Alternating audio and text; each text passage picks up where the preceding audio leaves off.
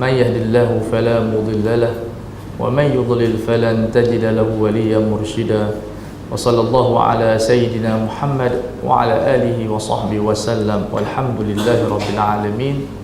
Muslimin muslimat yang dirahmati Allah, pada malam ini insya-Allah saya akan baca satu buku yang bertajuk 20 checklist, buku yang dikarang oleh Ustaz Said Muhammad Nur Hisham Padang, seorang pendakwa yang terkenal. Jadi buku itu dikeluarkan oleh syarikat kita, syarikat Telaga Biru, dan dia mempunyai nilai-nilai yang baik. InsyaAllah kita ada di luar sana, cuma belum sampai kepada saya lagi, cuma saya ingat isi kandungannya. Jadi buku itu mempunyai 20 akhlak yang sangat baik untuk kita muhasabah. Kerana tuan-tuan dan puan-puan, kita tahu akhlak merupakan satu, dia panggil modal yang sangat besar dalam kehidupan kita, sehingga dia boleh menjadikan kita disukai oleh Allah dan disukai oleh manusia sendiri, sehingga ia boleh menjadi satu ruang yang boleh menjadikan kita mendapat rezeki yang baik daripada Allah Subhanahu wa taala. Sehingga Rasulullah sallallahu alaihi wasallam merumuskan dalam hadisnya, wa khaliqin nasa bi khuluqin hasan, gaulah manusia dengan akhlak yang baik. Apa itu makna akhlak? Akhlak adalah satu sifat yang ada dalam jiwa seseorang, sehingga kita suka buat baik dan sehingga kita benci untuk melakukan kejahatan. Maka akhlak ia merupakan medan yang dibincangkan oleh orang Islam dan orang bukan Islam. Kerana akhlak ini dia merupakan sistem ataupun cara hidup yang diwarisi daripada nubuwah, zaman berzaman, kepada Rasul, sehingga Rasulullah bersabda, bu'ithtu liutammima makarimal akhlaq, aku diutuskan untuk menyempurnakan akhlak. Makna akhlak dah ada, tetapi datangnya Rasulullah sallallahu alaihi wasallam untuk menyempurnakan akhlak, yang menjadikan insan itu, yang pertama dia beradab dengan Allah Subhanahu wa taala, dan yang kedua dia beradab dengan diri sendiri. Maknanya sampai adab kita dengan diri sendiri sehingga kita berpakaian, walaupun kita bersendirian, kita mempunyai akhlak-akhlak yang tertentu. Kemudian kita beradab dengan ahli keluarga kita, kita beradab dengan jiran kita, kita beradab dengan orang lain, kita beradab dengan makhluk, sehingga kepada hayawan. Bahkan Rasulullah sallallahu alaihi wasallam bersabda, ar-rahimuna yarhamuhumullah, orang yang pengasih dikasihi oleh Allah. Sehingga kita berakhlak dengan makhluk. Kepada anjing kita mendapat pahala yang besar. Orang Melayu anggap anjing itu dah kena samak, kita tak boleh buat baik, tapi Islam tak macam tu. Al-Imam Al-Bukhari rahimahullah meletakkan satu tajuk yang begitu unik dalam Sahih Al-Bukhari-nya, babu rahmatin nasi wal khalqi, bab perlu kita sayang semua manusia, baik Islam dan bukan Islam, dan menyintai, merahmati binatang. Dan Imam Bukhari meletakkan hadis yang berkaitan dengan anjing. Yang uniknya, anjing ini kita tak boleh nak larang, kita tak boleh nak jaga dia, kita tak boleh nak pelihara dia, tetapi pengharaman tersebut tidak menghalang kita untuk kasih kepada dia. Ini yang menunjukkan agama Islam ini agama yang unik daripada agama lain. Kerana binatang yang diharamkan kita pelihara dia, kita boleh berbakti kepada dia dengan ijma' semua ulama, daripada mazhab Syafi'iyah sampai kepada semua mazhab yang ada. Sehingga kan orang yang membantu anjing itu masuk ke syurga Allah Subhanahu wa taala. Tambah malam ni kita dengar ada derma. Makna kalau kita tolong anjing pun dapat syurga, insya-Allah derma ini akan menyampaikan kita ke syurga Allah Subhanahu wa taala. Dan derma ini sebahagian daripada rukun beriman dengan ghaib. Walladzina yu'minuna bil ghaib wa yuqimuna as-salah wa mimma razaqnahum yunfiqun. Ulama menguraikan orang yang beriman dengan ghaib, mereka menginfakkan sebahagian daripada hartanya. Dan kita kembali pada tajuk yang tadi, makna dia ni dia tolong anjing bagi minum air. Bagaimana mereka yang kalau menolong manusia, kita beri air. Orang yang dahaga, kadang-kadang kita tengok mungkin Pak Gad, mungkin orang yang jaga kebersihan, mereka dahaga, tak ada wang sebab mereka miskin, kita bagi sebotol air mineral kepadanya. Subhanallah, pahala cukup besar. Karena kita memberikan seseorang itu kekenyangan.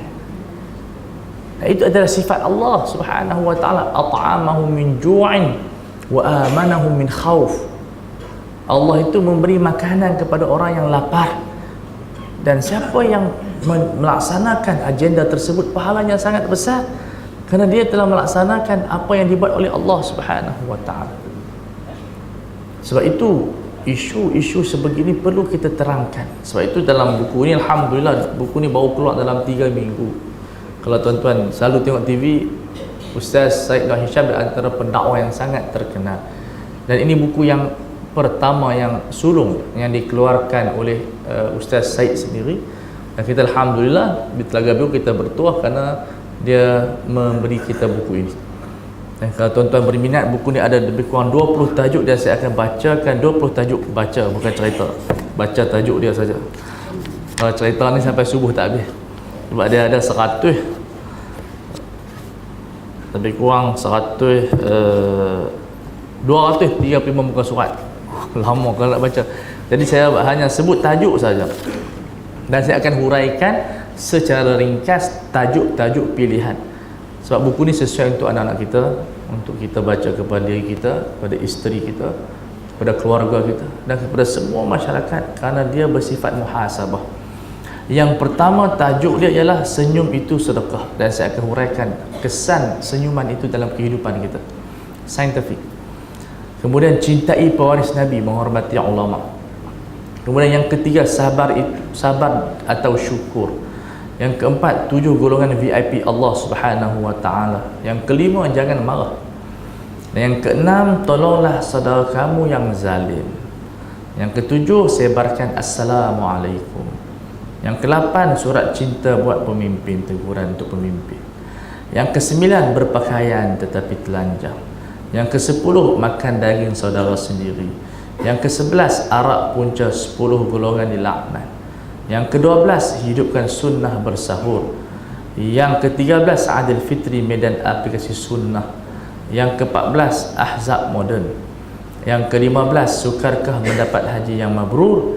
Yang ke-16, ibadah korban, hidupkan sunnah. Yang ke-17, ruh sebenar hijrah. Yang ke-18, muflis akhirat. Yang ke-19, tipu, bahaya tipu.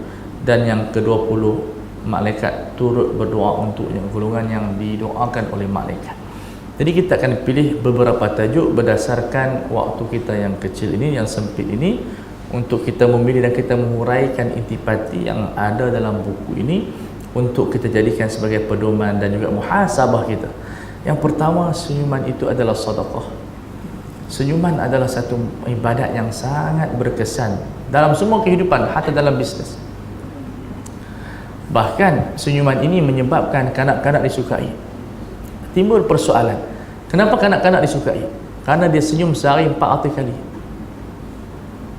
Kita tak tahu senyum sehari berapa kali. Jadi macam malaikat Zabaniyah, susah nak senyum. Dia sangat kedekut senyum. Sedangkan Rasulullah bersabda, la tahtaqiranna minal ma'rufi syai'an walau an talqa akhaka biwajhin taliq. Dan janganlah kamu meremehkan kebaikan walaupun melontarkan senyuman. Dia merupakan ibadah, dia merupakan cara kita mendekati insan. Sebab itu senyuman ini adalah akhlak Rasulullah sallallahu alaihi wasallam. Dalam hadis disebutkan, kana Rasulullah sallallahu alaihi wasallam aktsaran nasi tabassuman. Rasulullah adalah orang yang paling banyak senyuman. Dan dalam kehidupan kita tidak boleh muka masam. Al-aslu fil hayah, kehidupan kita mesti dengan keadaan yang gembira, keadaan yang boleh menyenangkan orang lain. Kalau kita jumpa orang dengan muka masam, muka stres, efek dia tak bagus. Ada semua orang dia prinsip begitu, dia muka masam. Itu bukan kehidupan sunnah Rasulullah sallallahu alaihi wasallam. Walaupun terdapat cerita orang yang muka masam kehidupannya, fikir akhirat, itu bukan kaedah kehidupan. Kaedah kehidupan mesti kita gembira. Bukan suruh ketawa macam raja lawak tu, tapi gembira, kita tak menyusahkan orang. Sebab itu dalam doa Nabi ajar kita, Allahumma inni a'udzubika minal hammi wal hazan. Kehidupan kita tidak boleh menunjukkan kesedihan kita kepada orang lain, hanya kepada Allah dan orang-orang tertentu, mungkin murabbi, doktor ataupun siapa, tapi tak boleh kita war-warkan kepada orang, kerana itu bukan kehidupan seorang Muslim. Seorang Muslim ini dia ceria, dia semangat kehidupannya, dia tidak lemah. Maka dilarang kita stres.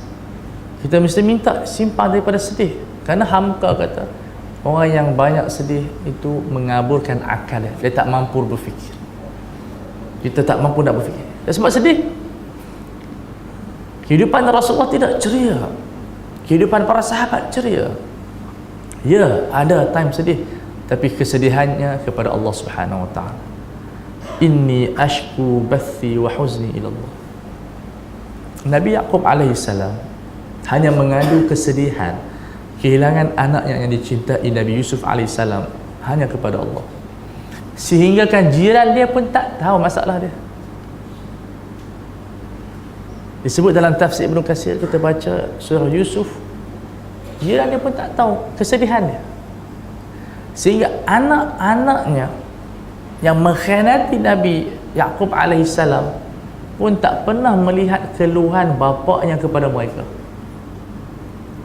dan sedikit pun tidak mengurangkan kasih sayang dia kepada anak-anak dia yang jahat itu.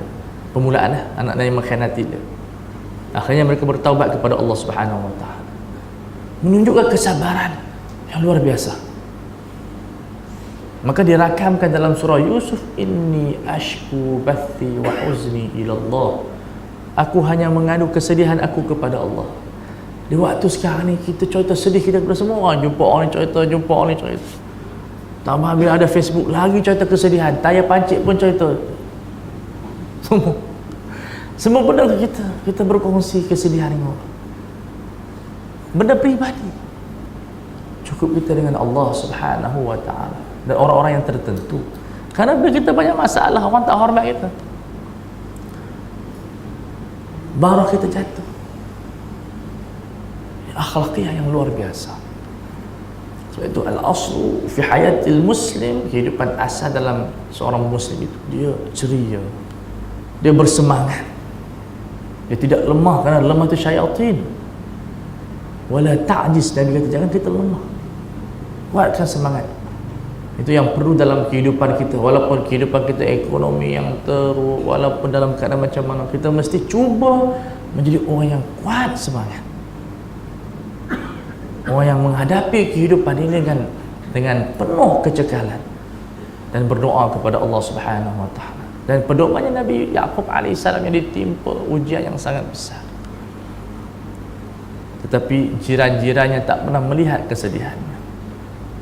Ya, kita tidak mampu mencapai maqam sedemikian, tapi kita berusaha agar mengurangkan kesedihan kita, agar menyembunyikan kesedihan kita, dan kita warnai kehidupan kita ini dengan keceriaan seperti matahari. Sebab tu Muhammad Iqbal dia merumuskan kehidupan muslim ini seperti matahari. Al-muslimu kasyamsi idza gharabat fi jihatin tala'at fi jihatin ukhra. Orang muslim ini seperti mana matahari, bila tenggelam di barat dia muncul di timur. Jadi sentiasa fama zalat tali'atan, sentiasa dia muncul, dia bangun, dia menyumbang. Dia tidak pasif. Karena Rasulullah sallallahu alaihi wasallam yuhibbul fa'la. Nabi suka benda yang positif, benda yang baik-baik. Nah, ini yang perlu dibina dalam masyarakat kita. Dan awal sekali pembentukan kita yang positif adalah senyuman. Kalau mengikut kajian ni, senyumannya lebih kurang 2 cm. Dia tak boleh lebih sangat, dia panggil senyuman mengorat. Dia kajian gitu. Dia gitu. Dia 2 cm selama 10 saat. Tapi tak payah kira lah 10 saat. Kita kira 1, 2, 3 tu. Itu dia punya, itu cara buku je. Tapi makna senyuman yang okey kita kata. Tak lama dan tak sekejap. Dan itu kehidupan kita. Dan itu dia panggil good impression, dia ada influence, dia ada kesan pada orang yang melihat kita. First kali kita masuk pejabat, Assalamualaikum warahmatullahi wabarakatuh, dengan keadaan senyum. Kita masuk masjid dengan keadaan senyum. Ini masuk macam tentera nak pergi serang, Assalamualaikum warahmatullahi wabarakatuh. Ini bukan kita nak pergi perang. Perang okey lah, dia ada dia punya apa, dia punya cara. Kita kata Assalamualaikum warahmatullahi masuk kedai kopi je, orang askar. Assalamualaikum. Dan ini dah di ahli syurga yang disebut dalam hadis tadi. Ahli syurga orang yang sah, yang mudah digauli, layyin, lemah lembut, sahlin layyinin, yang sedang didekati, yang tak banyak cerewetnya. Ini cerewetnya banyak. Ahli syurga tidak cerewet. Senyuman sangat penting. Sebab itu pembinaan masyarakat di Madinah itu diwarnai dengan kehidupan yang begitu kasih sayang. Dan perlu kita membina masyarakat yang sedemikian. Kalau di sekolahnya, kalau kita masuk daripada gurunya sampai ke student muka masam, itu tidak bagus. Dengan keceriaan, dengan semangat, itu ibadat kehidupan. Kadang-kadang kita lupa ibadat sedemikian, kadang-kadang mengatasi ibadat sunat. Kerana Rasulullah suka kita menghiburkan orang, memberi kegembiraan kepada orang lain. Saya pergi hospital, saya cerita, doktor betul dia penat, 20 jam tak tidur, 15 jam bekerja. Tapi kita jangan lupa, ia adalah ibadat. Kita memberi, kita, doktor ini adalah malaikatul rahmah. Betul kita penat, tapi kita berusaha untuk melontarkan senyuman kepada pesakit kita. Kadang-kadang kita pergi hospital, muka nurse masam semua. Bila nak senyum kita tak tahu. Tak senyum-senyum, geletek pun tak senyum juga, lagi masam. Ini problem. Kalau kita tidak beribadat dengan senyuman, kita lupa, kita sebut dalam sembahyang kita, qul inna salati wa nusuki wa mahyaya, kehidupan kita lillahi rabbil alamin. Kita berjaya untuk menghidupkan sembahyang kita kerana Allah. Kita berjaya menghidupkan ibadat kita kerana Allah. Tapi kita tidak berjaya untuk menghidupkan kehidupan kita kerana Allah. Nah, kita, ya, ada keadaan yang kita kadang-kadang tidak sedar, muka kita masam, tetapi itu bukan sikap yang bagus. Kita perlu perbetul. Siapa pun tidak terlepas daripada kesalahan, tetapi tidak boleh mengatakan itu prinsip saya, itu akhlak saya, tidak. Dan saya tidak boleh berubah dan tidak boleh mengubah akhlak saya. Dan ini yang dibincangkan oleh Al-Imam Ghazali rahimahullah dalam kitabnya Ihya Ulumuddin. Adakah akhlak itu boleh berubah? Maka kalau kita ni muka kita dah zabaniah daripada awal. Sebab zabaniah ni malaikat tak boleh senyum. Dulu begitu. Adakah kita tidak boleh jadi baik? Maka mazhab Aristotle, mazhab Yunani, mazhab falsafah Yunani, dia kata orang tu kalau dia jahat daripada kecil sampai ketua dia jahat, kerana akhlak tidak menerima perubahan. Tapi itu fahaman yang salah. Imam Ghazali kata kalau harimau, maksud sarkas dulu ada di zaman Imam Ghazali lah. Kalau kita faham macam tu lah. Sebab Imam Ghazali kata kalau harimau yang garang tu boleh dilembutkan, takkan akhlak yang teruk tak boleh dilembutkan.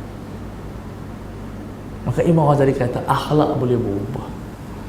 Kalau orang kata dia cengeng ni sini panas barat, kadang-kadang tak jumpa kunci kereta pun habis dia mengamuk satu rumah. Pasal apa? Pasal tak jumpa kunci kereta. Ada orang dia panggil pongoy, dia panas barat, dia tersepak batu pun dia maki. Ada orang macam tu. Dia boleh dipulihkan dengan mengetahui keburukan marah. Marah ni satu benda yang kalau kita kaji tidak menghasilkan kasih sayang. Orang takkan sayang kita. Buatlah 1000 kebaikan pun bila kita ni pemarah, orang tak sayang kita. Orang hormat kita tapi tak sayang kita. Sayang dengan ihsan, sayang dengan kelembutan. Sebab itu Rasulullah diajar oleh Allah Subhanahu wa taala dalam Al-Quran, فَبِمَا رَحْمَةٍ مِّنَ اللَّهِ لِنْتَ لَهُمْ وَلَوْ كُنْتَ فَظًّا غَلِيظَ الْقَلْبِ لَانْفَضُّوا مِنْ حَوْلِكَ فَاعْفُ عَنْهُمْ وَاسْتَغْفِرْ لَهُمْ. Dengan kasih sayang Allah, kamu berlemah lembut dengan golongan musyrikin, dengan masyarakat, dengan mereka, dengan mandor kamu. Kalau kamu kasar, bahasa kamu keras, hati kamu pun keras, lam faddu min hawlik, mereka itu akan lari daripada kamu. Itu kaedah Al-Quran. Jadi orang yang panas baran, orang lari. Jadi panas baran, orang lari. Apa yang konsep Al-Quran yang diperkenalkan? Fa'fu anhum, sentiasa maafkan orang walaupun orang itu tidak minta maaf kepada kita. Ibadat yang sangat besar. Kadang-kadang kita ni, kita sebut saya bukan tak nak maafkan dia, tapi dia tak minta maaf lagi. Oh, kita lupa itu ibadat yang besar, ibadat yang menyampaikan kita kepada syurga Allah Subhanahu wa taala. Allah menyebut wasari'u ila maghfiratin min rabbikum wa jannatin 'arduha as-samawati wal ardh wa'iddat lil muttaqin. Bersegeralah kepada syurga dan pengampunan Allah, syurga Allah yang seluas langit dan bumi. Siapa golongan-golongan yang bertakwa tersebut? Alladzina yunfiquna fis sarra'i wad dharra wal kadhiminal ghaidha wal 'afina 'anil nas wallahu yuhibbul muhsinin. Orang yang menginfakkan di waktu senang dan susah, dan dia menahan marah. Kadhim, dia sangat menahan marah. Dia marah dalam hati dia, tapi dia tidak mengeluarkan caci makinya. Orang yang mudah keluar bahasa caci makinya, malaun gitu. Kalau di Melakanya lahabau gitu. Kalau di Kedah dan dajjal semua budak ni. Tu orang Kedah tu. Dia dajjal tak turun lagi, dia dajjal, dia kata wah. Kata budak ni dajjal semua. Tu orang Kedah tu. Itu golongan-golongan yang sukar, golongan yang bermasalah. Dan Allah menyebut wal kadhiminal ghaid, dia menahan marah. Kemudian wal 'afina 'anil nas, dia pemaaf, dia maafkan orang sebelum orang minta maaf kepada dia. Benda-benda yang berkaitan dengan peribadi dia. Ini kadang-kadang bergaduh 7 keturunan tak selesai lagi. Diwaris-wariskan pergaduhan tersebut. Hanya kedua kaki tanah. Ini yang berlaku dalam waqi' kita, dalam realiti kehidupan kita. Kita melihat di mahkamah gaduh apa? Harta faraid. Allahu Akbar.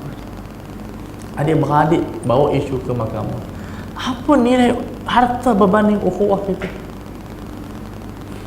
Lahap sangat kita tentang harta bawa isu ke mahkamah. Faraid kadang-kadang peti ais je,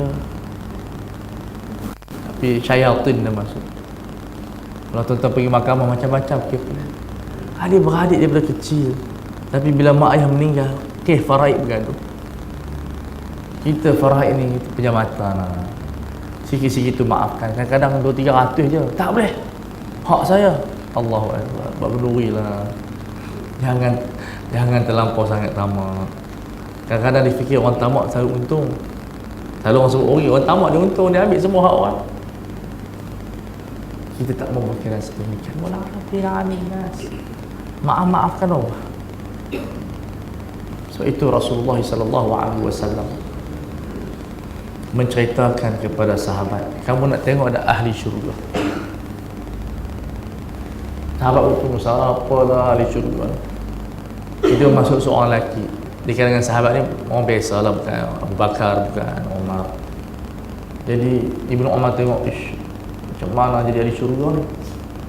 Sebab dia keluar dari pintu yang Nabi sebut, tengok lelaki yang keluar daripada pintu ni yang merupakan ahli syurga. Jadi Ibn Umar tak puas hati, dia minta izin kepada lelaki tersebut nak pergi tidur rumah dia. Dia pun tidur, tengok ibadat orang tu biasa aja, sama dengan orang lain, tahajud, sembahyang, tak ada apa yang orang kata apa membezakan dia dengan orang lain, tak ada. Kemudian tak puas hati, tanya lagi, tak ada tuan, saya tengok ibadat tuan ni biasa aja, apa yang keistimewaan tuan? Jadi itu apa yang kamu tengok lah, tapi saya tengok tak ada beza dengan orang lain. Maka dia beritahu, tiap-tiap malam dia maafkan kesalahan orang kepada dia. Ini yang penting. Sebab itu dalam hadis Abu Dawud, Nabi bersabda, atuhibbu an takuna mithla Abi Dhandham, kamu tak suka ke menjadi seperti Abu Dhandham? Siapa Abu Dhandham? Dia suka maafkan orang di zaman dulu. Dan Abu Bakar pernah ditegur oleh Allah kerana merajuk. Kita ni kalau merajuk ni macam-macam. Merajuk dengan lisan, merajuk dengan biras, merajuk dengan yang semua orang. Dengan menantu pun kita merajuk. 3 hari okey lah, tapi dah setahun 2 tahun masih merajuk lagi. Kita hidup dalam keadaan yang pasif. Jadi Abu Bakar pernah merajuk sekali. Abu Bakar ni dia ada beradik seorang tu miskin. Dia bagi brim. Dia tak apa. Dia brim lah, mana cerita contoh muda. Jadi dia bagi bantuan kepada saudara dia yang miskin. Tiba-tiba saudara yang miskin tu menuduh Aisyah berzina. Terus Abu Bakar merajuk, tarik bantuan brim tu. Apa dia bantuan bulanan tu? Maka Allah turunkan dalam surah An-Nur, wala ya'tali ulul fadli, jangan orang-orang kaya menarik bantuan daripada adik-beradiknya yang miskin. Bukan tegur orang yang tuduh Aisyah berzina, tapi tegur Abu Bakar kerana merajuk dan berhenti sedekah. Maka Allah kata, atuhibbuna an yaghfirallahu lakum, kamu tak suka ke Allah ampunkan dosa kamu? Mereka buat jahat kepada kamu, kamu terus buat baik. Maka Abu Bakar sambung balik bantuannya. Mula-mula dah merajuk lah, tapi akhlaqiyatul Quran, akhlak Quran dia bukan macam tu.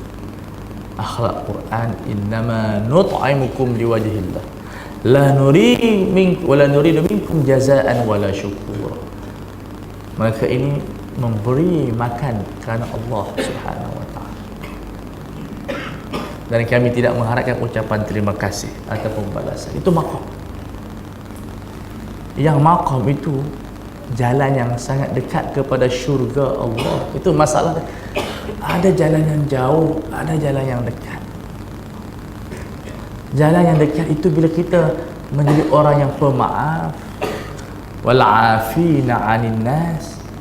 Kalau kita menginginkan Allah Subhanahu wa ta'ala memaafkan kita, kenapa kita tidak menjadi orang yang pemaaf dahulu?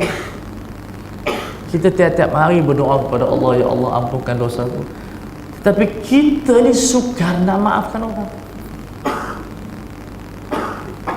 Masalah peribadi, bukan masalah dengan agama, masalah peribadi.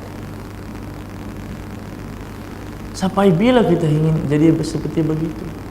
Kalau bahasa tasawuf disebut ilama. Sampai bila?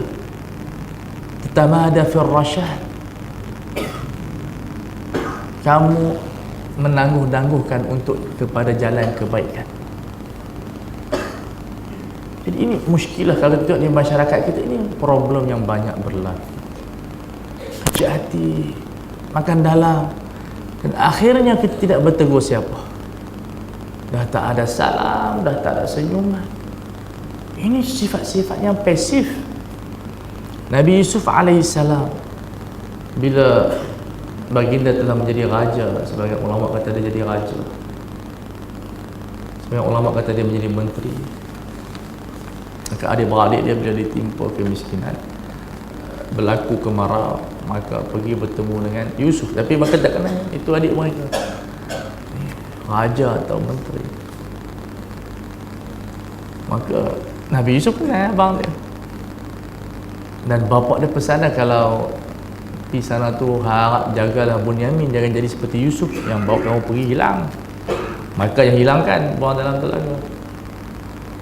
Bila sampai ke situ, Nabi Yusuf buat satu perancangan. Dia letakkan satu barang ke dalam unta Bunyamin supaya Bunyamin ditangkap. Bunyamin ni dua beradik dengan Yusuf yang disayangi, tapi masa tu dia insaf dah tu. Jadi ditangkaplah Bunyamin sebab barang istana ada dalam unta dia. Maka adik-beradik dia tu jumpa Nabi Yusuf dan memohon kemaafan. Kata tolonglah, bapak kami ni tua, dia tak bagi Bunyamin ni tangkap, tukar saya pun tak apa. Maksud kesian lah bapak, bapak kami dah pesan lah. Ambil kami seorang tak apa, ganti dihukum, Bunyamin lepas balik ke Mesir, balik ke rumah. Kata Nabi Yusuf, tak boleh lah, orang yang salah kena dihukum. Kenapa nak hukum orang yang tak bersalah? Jadi mereka kata, kamu ni tak kesian ke? Tak ada hati perut ke? Kami ada bapak tua. Orang dia berkulak macam tu, tak ada hati perut ke? Kesian, kami ada bapak yang tua. Maka Nabi Yusuf kata, masa kamu buang Yusuf tu, kamu tak ada hati perut ke? Buang dalam telaga. Mereka terkejut. Sebab masa tu tak ada wartawan lagi, paparazzi pun tak ada. Tak ada wartawan. WhatsApp tak ada. Yang tahu cerita tu mereka je. Siapa pun tak tahu. Yang buang Nabi Yusuf dalam telaga tu mereka je. Dan mereka saja yang tahu. Siapa pun tak tahu. Jadi terkejut. Atau macam mana dia kata buang Yusuf? Siapa? Mula mereka kata, adakah ini Yusuf? Lalu mereka berkata, anta Yusuf? Kamu Yusuf? Maka Nabi Yusuf menjawab, ana Yusuf wa hadha akhi. Aku adalah Yusuf yang kamu buang. Ini saudaraku Bunyan. Maka mereka penuh penyesalan. Nabi Yusuf kata apa? Innahu may yattaqi wa yasbir. Siapa yang bertakwa kepada Allah dan bersabar di atas dugaan, fa inna Allah la yudhi'u ajral muhsinin. Allah takkan sia-siakan pahala orang yang buat baik. Dan mereka minta maaf. Nabi Yusuf kata apa? La tathriba alaikumul yawm. Tak ada dosa-dosa dah. Saya maafkan dosa kamu sebelum kamu datang minta maaf. Ini yang bahasa Inggeris sebut power of forgiveness. Contoh kalau baca surah Yusuf, akan seronok, akan menangis, macam-macam. Cerita yang penuh luar biasa. Orang yang dahulunya dibuang dalam telaga, di penjara, akhirnya di istana. Dan kita perlu belajar daripada akhlak Nabi Yusuf AS. Seorang pemuda yang bertakwa, yang menahan diri daripada maksiat, sehingga memilih penjara. Qala rabbi sijnu ahabbu ilayya mimma yad'unani ilayh. Wahai Tuhan, aku memilih penjara kerana di situ ada takwa. Daripada godaan-godaan manusia di luar itu yang mengajak Yusuf berzina dengan isteri Al-Aziz. Dalam riwayat Israiliyah dia panggil Zulaikha, tak apa nama apa, tak apa, yang penting isteri Al-Aziz. Kalau saya ceritakan cerita ini memakan masa setahun, kerana saya mengajak dulu pun setahun. Surah Yusuf 11 kali lah. Tapi kalau sehari mungkin boleh ambil sebulan. Cerita yang sangat menarik, happy ending, sehingga Ibnu Mas'ud kata apa? Siapa yang bersedih baca surah Yusuf akan keluar dengan kegembiraan. Dan yang dibuktikan Cat Steven masuk Islam kerana baca surah Yusuf. Orang kita, orang perempuan kita, dia baca surah Yusuf tak bagi anak dia comel. Baguslah. Keluar hitam je saya. Jadi boleh baca, tak apa, tapi ambil intipati. Dan ini yang sangat hebat Nabi Yusuf AS. Kesemuanya dalam nilai-nilai kemaafan, nilai kasih sayang, iaitu asas dan teras sebuah masyarakat. Masalah insya-Allah. Jadi saya tak naklah panjangkan sangat supaya tuan-tuan boleh ambil angin. Kata Ahmad Didat, kalau kita ceramah tengok orang menguap, kena berhenti dah. Saya tak kira berapa orang menguap macam tu. Kalau tidur lagi kena berhenti lah. Jadi ini di antara intipati buku ini, tuan-tuan dan perempuan, senyum sahaja. Dan kita perlu melatih anak-anak kita supaya terbiasa dengan senyuman. Senyuman ini adalah latihan. Juga adalah untuk kesihatan dan sebagainya. Dia punya kaedah, tidak ada satu sunnah Rasulullah SAW yang sahih melainkan dia adalah saintifik. Dia ada kesan saintifik, ada kesan psikologi dia. Semua sunnah Rasulullah SAW sangat luar biasa. Yang anehnya, yang kajinya orang bukan Islam, kerana mereka tak ada panduan, mereka tidak ada Rasul. Hatta Nabi Isa pun bagi mereka telah dibunuh. Tak ada panduan, tak ada Rasul. Jadi mereka nak kaji. Kalau buka buku Injilnya yang penuh dengan kepalsuan, yang buka Taurahnya penuh dengan kepalsuan, yang agama Budanya begitu, yang agama begitu, tak ada panduan. Kita alhamdulillah daripada dilahirkan sampai kematian sunnah Rasulullah. Sampai hubungan suami isteri, sampai ke dalam bilik air, sampai ke minum, sampai ke makan, sampai apa lagi? Itu semuanya ada sunnah Rasulullah SAW. pakai bajunya, keluar bajunya, masuk masjidnya, keluar masjidnya dengan doa yang luar biasa. Diajar satu persatu, doa makannya, doa habis makannya, doa tidurnya, doa bangun tidur. Nikmat kita. Ini wafikum Rasulullah, kata Tuhan. Pada kehidupan kamu itu ada sunnah Rasulullah. Pada perkahwinannya, pada kepimpinannya, pada perniagaannya, pada sunnah-sunnah yang kehidupannya, sunnah dengan jirannya, hatta dengan musuh sekali. Yang musuh sekali ada sunnah-sunnah Rasulullah sallallahu alaihi wasallam.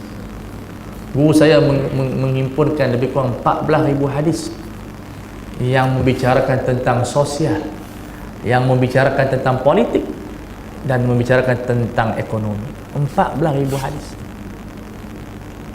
Nah, bagaimana orang bukan Islam tak kaji agama kita? Kita saja tak kaji agama kita. Kita duduk rehat. Terima kasih. Kita ni orang kata apa? Kapal terbang ni mujuk lah orang putih buat. Kita tak payah penat, kita pergi haji je. Orang macam tu dah ditakdirkan. Jadi kita ni mazhab relax. Kalau boleh tanya orang barat buat apa lagi untuk kita, sampai kita pergi ke sana pun kadang-kadang tasbih tu pun made in China, tapi ada di sana. Orang bawa balik, orang berkat China yang buat. Apa yang kita buat? Tapi sedangkan itu adalah sunnah Rasulullah sallallahu alaihi wasallam. Rasulullah berniaga, Rasulullah berjuang, Rasulullah berkahwin, semuanya Rasulullah jadi hakim, jadi ketua perang. Haji, itulah keistimewaan kita sebagai ummah Muhammadiyah sallallahu alaihi wasallam. Itu tuan-tuan puan, kita bersyukur kepada Allah kerana dikurniakan nikmat yang paling besar. Kita diperkenalkan, dan sehingga sekarang kita bersyukur maqam Nabi Muhammad sallallahu alaihi wasallam kekal sampai sekarang. Allah menjaga maqam Nabi Muhammad sallallahu alaihi wasallam, dan kita ziarahnya, kita bagi assalamualaikum ya Rasulullah, seolah Rasul berada di hadapan kita. Dan semua orang yang iman yang sahih rindukan Nabi Muhammad sallallahu alaihi wasallam, dan kita pergi ziarah maqamnya. Jangan mendengar kepada orang yang mengatakan bid'ah dan sebagainya. Itu golongan-golongan yang tidak faham cinta, orang yang tidak mengenal cinta Rasulullah sallallahu alaihi wasallam. Semua orang Muslim semuanya nak pergi jumpa Rasulullah. Semuanya assalamualaikum ya Rasulullah, semua assalamualaikum ya Rasulullah. Inilah nikmat yang Allah berikan kepada kita. Saya rasa setakat itu dulu, tuan-tuan. Jadi siapa yang berminat untuk memiliki buku ini, kita bawakan sedikit, ada di luar sana. InsyaAllah mudah-mudahan memberi keberkatan kepada tuan-tuan dan puan. Saya tak pasti adakah sampai di MPH di sini. Kerana buku ni baru sangat, jadi tuan-tuan boleh tengok di luar sana selepas solat, insya-Allah. Kemudian bagi mereka yang ingin mengenal para sahabat baginda sallallahu alaihi wasallam, kehidupan mereka dan sebagainya, ini buku yang menceritakan tentang kehidupan sahabat baginda sallallahu alaihi wasallam. Buku ni sangat menarik tuan-tuan dan puan. Contohnya tajuk Abu Musa dan daging ayam. Azan dulu kan? Nak azan. Nak daging ayam menceritakan banyak kehidupan dia. Abu Hurairah dan pohon kurma. Satu hal yang menarik dalam buku ni, Abu Hurairah dia tok guru besar. Dia tanam pokok. Anak murid dia baru belajar. Bagi anak murid yang baru belajar ni, dia mesti otak dia macam ni. Kenapalah tok guru ni tak buat ibadat, duk tanam pokok. Jadi dia tak buat. Kenapa tok guru tak buat ibadat petang-petang ni? Duk tanam pokok buat apa? Dia baca satu hadis, tidak ada orang Islam yang tanam pokok melainkan dimakan oleh insan, binatang dan juga burung, mereka dapat pahala sedekah. Orang yang baru belajar dia macam tu. Siapa yang baru belajar, mesti dia hanya fokus ibadat. Psikologi begitu. Dia belajar tinggi sikit, baru dia okey sikit. Dia tengok orang tu berniaga, dia kata dia paling gila dunia semua, tak ingat nak beribadat. Dia tengok orang ni sikit, cari duit sikit, dia tengok dia terus sungguh. Akhirat dah dekat dah ni, kiamat dah nak tiba. Itu cara berfikir orang yang baru belajar. Tapi orang yang dah belajar, macam Abu Hurairah, ada sahabat Rasulullah, petang-petang dia tanam pokok macam orang tua-tua kita. Itu ibadat sunnah, tanam pokok. Saya tengok kat setengah masjid dia tanam pokok, orang boleh ambil apa, tak tahu masjid yang ada pokok tak ada. Kalau di Kuala Lumpur kena minta izin majlis pembedaran tu. Tapi kalau tanam pokok, insya-Allah pahalanya berkembang.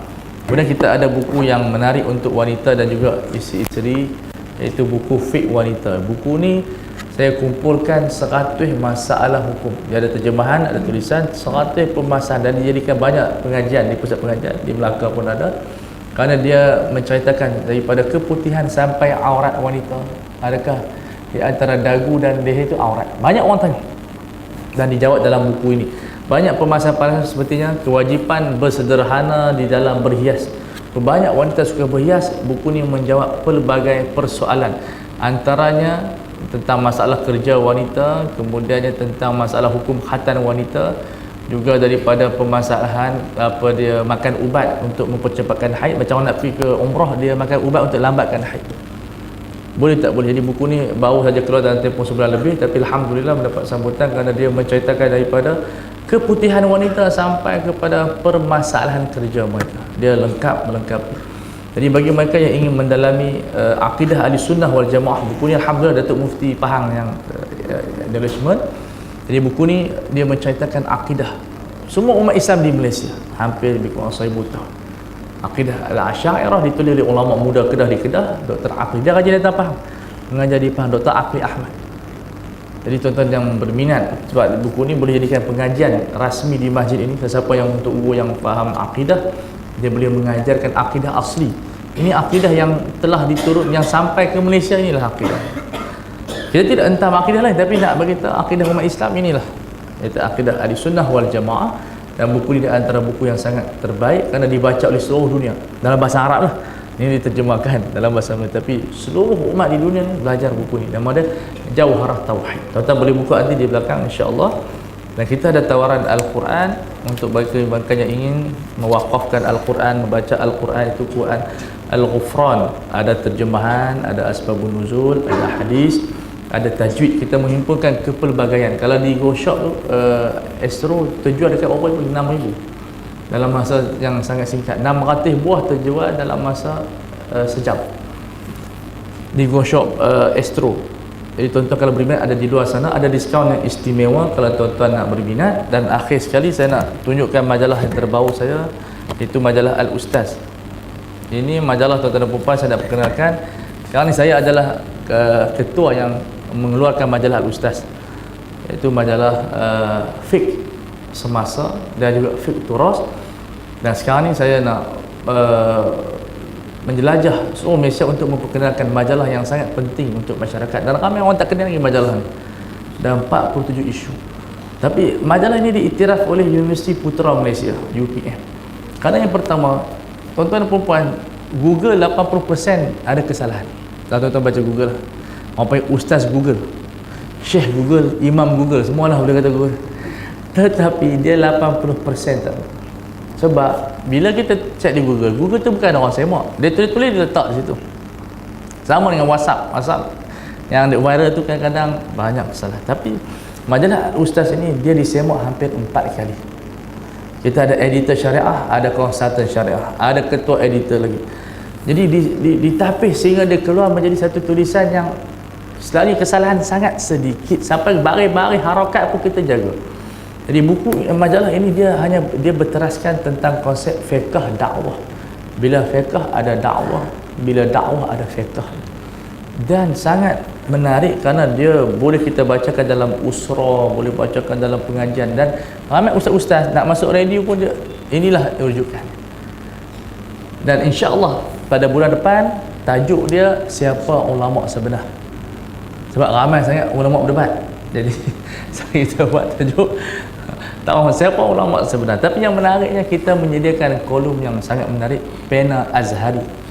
Kita nak cerita balik sejarah kegemilangan Al-Azhar yang merupakan kubu umat Islam. Al-Azhar sekarang diruntuhkan oleh Sisi dan musuh-musuh Islam Yahudi yang mereka ingin menjatuhkan Universiti Al-Azhar. Berkecamuk di Mesir. Tapi kita sediakan ruang seorang pelajar Azhar tulis, sahabat saya, bermula insya-Allah bulan depan, cerita pasal Al-Azhar saja, dia akan bersiri. Dan yang menarik, kita ada satu ruang lagi, kolom Al-Fatih Turki. Dan kita letakkan di situ dialog-dialog Turki, sebab ramai orang pergi Turki, kita sediakan. Dan cerita daripada khilafah Osmaniyah. Dan kita buat ruang di situ, insya-Allah pada bulan depan. Jadi sebab tu majalah Ustaz ini dia adalah majalah yang mempunyai insya-Allah entertainment, ada fiqh dia, ada ilmu dia, ada tasawufnya, hikam pun ada dalam ni, ada hadisnya. Dan saya mengharapkan tuan-tuan dan puan-puan memberi sokongan kepada majalah Ustaz, kerana majalah ini dia adalah majalah yang bukan bersifat isu semata-mata, tapi dia ilmiah. dan ramai dia tokoh-tokoh yang mengiktiraf pada ketelitian kita, cara penyusunan kita, cara persembahan kita. Dan ini setelah sampai kepada isu ke-47. Dan isu yang 47 tuan-tuan ada menarik. Saya bahas tentang isu perlukah kedai ada logo JAKIM. Kalau kita pergi makan, tiba-tiba tukang masak dia orang bukan Islam, macam mana? Saya pergi baru ni Papa Rich di Kuala Lumpur. Cak Omar saya tanya Tokek tu, Tokek, saya orang JAKIM, saya nak tanya, ni tukang masak ni Muslim ke bukan Muslim? Cina dia kelentong, bukan Cina ni, bukan semua Cina lah. Jadi kata, Muslim, tukang masak saya Muslim. Saya kata, cakap betul, saya JAKIM ni, saya boleh cek. Dah, bukan Muslim, nyamah. Kawan saya bawa order mi. Dia bawa order mi rebus. Dia tak makan, kata Ustaz, pergi tanya apa? Anak pergi tanya, ada tanya, pergi mana makan, macam mana tanya, halal tak halal? Walaupun dia letak logo halal, anak pergi cek. Banyak kedai saya pergi makan, saya tanya, saya pergi cek kat belakang, ada logo halal tak? Tak ada, baru nak pohon. Tak ada pohon, kami keluar. Tapi kalau makan roti canai yang Pak Abu tu tak payah kita tanya logo lah, itu halal. Itu teruk sangat ni, makanan-makanan yang agak western lah, makanan Cina ke apa. Ni Pak Abu, dia makan 10 tahun, dengar macam-macam kali kita tanya, Pak Abu ni ada logo halal? Tak ada. Habis ni, tak ada, haram semua ni, keluar haram jadah tu, keluar. Kesian kat Pak Abu tu, dia ada masalah juga, pergi hospital, tanya doktor, ubat tu ada logo halal, ubat macam-macam roti canai jugalah. Bila Kementerian Kesihatan lulus, insya-Allah halal. Ubat-ubat berjalan tu lah, ubat Doremi tu jangan percaya sangat. Tapi Kementerian di hospital ubat-ubat halal. Dia tak letak logo halal, kita pergi tanya pula, itu masalah di hospital. Jadi ini isu yang ada di dalam dia halal dan haram, sebab kadang-kadang orang berniaga tak ikut.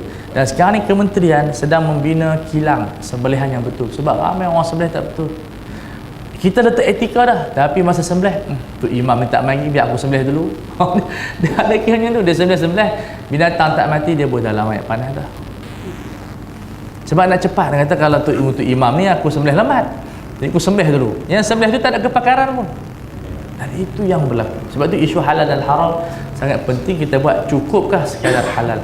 Dan ini saya yakin bahawa tuan-tuan dan puan-puan boleh melihat majalah Al-Ustaz ni, yang saya yakin dia menjadi satu majalah yang satu-satunya rujukan yang ada di pasaran.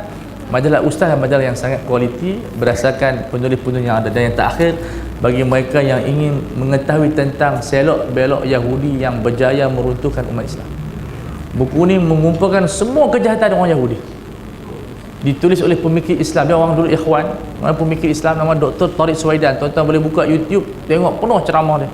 Dia rajin datang Malaysia. Dia orang yang mengkaji leadership dalam bentuk sirah nabawiyah. Dan nama Dr. Tariq Suwaidan. Dan semua maklumat perancangan mereka, macam mana didik anak-anak, ada dalam ensiklopedia Yahudi, yang kata Dr. Bazwali di antara yang terbaik. Ini berasal buku bahasa Arab, diterjemahkan di antara terbaik di dalam peringkat antarabangsa. Jadi buku tuan-tuan mesti memiliki macam mana mereka Yahudi menjatuhkan Islam dan sebagainya. Mereka menggunakan semua artis termasuk yang boleh bantu mereka, termasuk Britney Spears juga di kalangan ejen-ejen Yahudi. Ini yang kita bimbang, dan tuan-tuan boleh tengok di luar sana. Saya rasa setakat itu dulu. Terima kasih kepada semua kerana sudi mendengar kuliah saya. Dan saya bukan tinggal di Kedah dah, saya tinggal di Kuala Lumpur sekarang ni sebagai konsultan syariah Telaga Biru. Kemudian saya berkhidmat banyak kepada masyarakat dan kepada hospital juga. Saya jadi penasihat hospital di Johor. Kita join hospital untuk bagi khidmat kepada doktor, kepada nurse, untuk kita khidmat kepada masyarakat. Itu di antara dakwah-dakwah dan terlibat di antara bangsa. Saya terlibat dengan inilah Persatuan Ulama Dr. Yusuf Al-Qaradawi Ittihad Alami dan Ulama Muslimin. Jadi itu di antara pelibatan saya di peringkat dalam dan juga di luar. Dan di peringkat kerajaan JAKIM lah, saya banyak buat modul-modul JAKIM. Saya latih fatwa. Macam di Sarawak kita buat latihan fatwa kepada pegawai fatwa. Jadi itu di antaranya khidmat yang saya buat. Dan sekarang ni saya tumpu kepada majalah Al-Ustaz dan buku-buku Telaga Biru. Jadi tuan-tuan dan puan-puan, kalau apa-apa boleh insya-Allah menontarkan pandangan, soalan-soalan yang bagus untuk kami buat buku, buat soalan dalam, kadang-kadang soalan pada Al-Ustaz ni kita ambil daripada soalan orang ramai, tu kita buat majalah. Jadi saya doakan kepada tuan-tuan dan puan-puan, mudah-mudahan diberi rezeki, diberi kekuatan dan memberi sumbangan kepada derma khariah insya-Allah. Dan itu di antara ibadat yang sangat besar. Orang kata what you give you get back. Saya pernah pergi surau tu aircon dia teruk. Dia kata ni lah tuan-tuan dan perempuan, bagi RM1 dapat aircon RM1. Jadi kalau kita pergi satu surau tu aircon dia teruk, mesti dia punya satu kampung tu derma RM1 saja. Jadi dapat aircon pun RM1. Jadi kalau kita nak dapat aircon yang sedap, maka derma tu besar sikit, insya-Allah. Jadi untuk sekolah ni itu jihad yang sangat besar. Mudah-mudahan Allah Taala bagi pahala kepada penyumbang-penyumbang. Assalamualaikum warahmatullahi taala wabarakatuh. Terima kasih.